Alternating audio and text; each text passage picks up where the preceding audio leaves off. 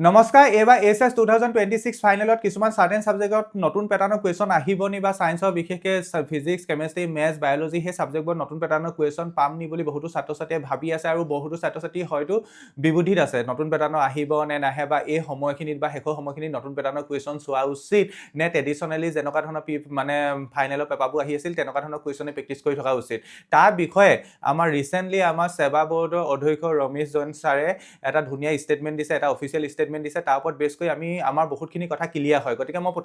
প্ৰথমতে তোমালোকক মই সেই ষ্টেটমেন্টটো এবাৰ দেখাই ল'ব বিচাৰিছো এইটো ষ্টেটমেন্ট মানে ওভাৰঅল তেওঁ মেট্ৰিক আৰু হাই সেকেন্ডাৰী ৰিলেটেড এই ষ্টেটমেন্টটো দিছে গতিকে এই ষ্টেটমেন্টটো যদি তোমালোকে এবাৰ শুনা বহুতখিনি কথা তোমালোকে ক্লিয়াৰকে বুজি পাবা হায়াৰ সেকেন্ডাৰীৰ ক্ষেত্ৰত এই বছৰ কোনো নতুনত্ব নাই এভৰিথিং কুৱেশ্যন পেপাৰ বা পেটাৰ্ন যোৱা বছৰৰ দৰে আছে এটাই খালি পেটাৰ্ন চেঞ্জ আছে যে এইটো আমি আৰম্ভণিৰ পৰাই কৈ আছো যে কুৱেশ্যন পেপাৰৰ যেটো ডিজাইন আছে সেই পাৰ্টিকুলাৰ ডিজাইনটো একচুয়ালি বেছিভাগ কনসেপ্ট বেস নলেজ বেস কৰাৰ চেষ্টা কৰা হৈছে আগতেও কৰা হৈছিল এবাৰ আৰু অলপ বেছিকৈ বৃদ্ধি কৰা হৈছে আৰু হেতু কাৰণে প্ৰস্তুতি হিচাপে আমাৰ যিমান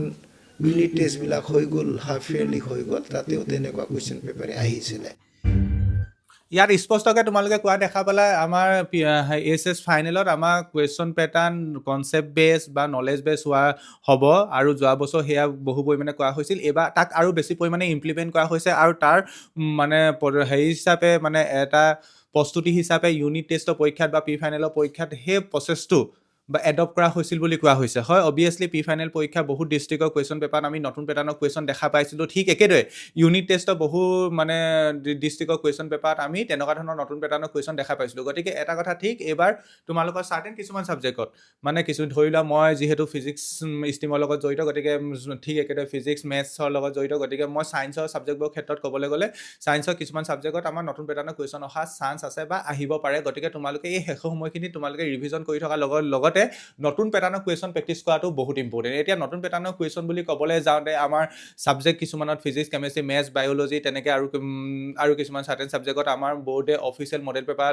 পাব্লিছ কৰিছিলে গতিকে মডেল পেপাৰ কুৱেশ্যনবোৰ তোমালোকৰ কাৰণে বহুত ইম্পৰ্টেন্ট হ'ব কাৰণ মডেল পেপাৰ পৰা এজ ইট ইজ বহুত কুৱেশ্যন আমাৰ প্ৰি ফাইনেলৰ বহুত ডিস্ট্ৰিক্টত as it is copy paste হৈছিল গতিকে নতুন প্যাটাৰ্ন বুলি ক'লে বা নলেজ বেস কুৱেশ্যন বুলি ক'লে মডেল পেপাৰ কুৱেশ্যনবোৰ তোমালোকৰ কাৰণে এটা উত্তম সোৰ্স ঠিক একেদৰে তোমালোকৰ অসমৰ বিভিন্ন জিলাত সম্পন্ন হৈ যোৱা প্ৰি ফাইনেল পৰীক্ষা প্ৰশ্ন কাকতবোৰত কেনেকুৱা ধৰণৰ কুৱেশ্যন আহিছে তোমালোকে সেইখিনি এনালাইজ কৰিব পৰা তেনেকুৱা ধৰণৰ কুৱেশ্যনৰ ওপৰতো অকমান সময় দিব পাৰা মই এইটো কথা নকওঁ যে তোমালোকে এতিয়া নতুন প্যাটাৰ্নৰ কুৱেশ্যন আহিব বুলি ভাবি তোমালোকে নিজৰ কপি ৰিভিজন কৰাৰ পৰিৱৰ্তে তোমালোকে নিজে যিখিনি পঢ়ি আছিলা বছৰটো সেইখিনি পঢ়াৰ পৰিৱৰ্তে অকল ইন্টাৰনেটৰ নতুন প্যাটাৰ্নৰ কুৱেশ্যন ৰিচাৰ্চ কৰি থাকা বা নতুন প্যাটাৰ্নৰ কুৱেশ্যন চাই থাকা সেইটো কৰিলে তোমালোকৰ ভুল হ'ব তোমালোকৰ মেইন কামটো হ'ব মেইন প্ৰায়োৰিটিটো হ'ব ৰিভিজন কৰা ভালকে গোটেই সিলেবাসখন কভাৰ কৰা গোটেই কনসেপ্টখিনি বুজি লোৱা কনসেপ্টখিনি বুজি ল'লে তাৰ পাছত তোমালোকে কুৱেশ্যন কৰিব পাৰিবা বা কুৱেশ্যন প্ৰেক্টিছ কৰিব পাৰিবা আৰু কুৱেশ্যন প্ৰেক্টিছ কৰিবলৈ যাওঁতে তোমালোকে গোটেই বস্তুখিনি ৰিভিজন কৰাৰ পিছত কুৱেশ্যন প্ৰেক্টিছৰ কাৰণে তোমালোকে বহুত বেছি সোৰ্স ফলো নকৰিবা এতিয়া যিহেতু বেছি